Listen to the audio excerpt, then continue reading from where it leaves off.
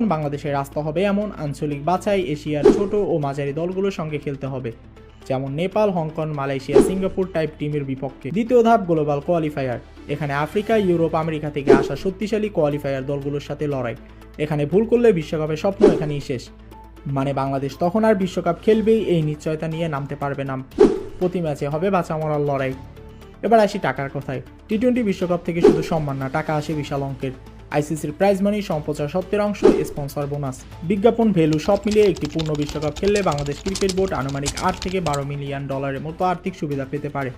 বাংলাদেশ টাকায় যা দাঁড়ায় প্রায় 90 কোটি থেকে 130 কোটি টাকার কাছাকাছি। বাংলাদেশ যদি বিশ্বকাপ না খেলে এই পুরো অঙ্কটাই প্রায় হাতছাড়া। এর সঙ্গে যোগ হবে স্পন্সর কমে যাবে, ম্যাচ ফি ও সম্প্রচার আয় কমবে, দলের ব্র্যান্ড ভ্যালু পড়ে যাবে, ফেসবুক, ইউটিউব, বিজ্ঞাপন সব জায়গায় আগ্রহ কমে যাবে। মানে শুধু র্যাঙ্কিং না, বাংলাদেশ ক্রিকেট বোর্ড সরাসরি পড়বে বড় অঙ্কের আর্থিক ক্ষতিতে। সব মিলিয়ে 2026 টি-20 বিশ্বকাপে না খেলতে পারা শুধু মানে একটা টুর্নামেন্ট মিস করা না, এটা মানে র্যাঙ্কিংয়ে বড় ধাক্কা, ভবিষ্যতে বিশ্বকাপে কঠিন বাছাই যুদ্ধ আর বোর্ডের জন্য কোটি টাকার সম্ভাব্য ক্ষতি। যদি ভিডিওটি ভালো লেগে থাকে তাহলে আমাদের আলমিরা গল্প ইউটিউব চ্যানেলটিকে সাবস্ক্রাইব করে আমাদের সাথে থাকুন। ধন্যবাদ।